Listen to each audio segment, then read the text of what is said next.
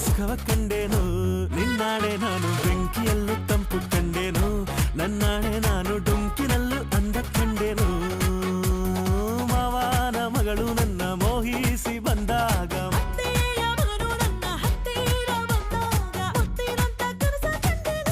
ನಿನ್ನಾಣೆ ನಾನು ಕತ್ತಲ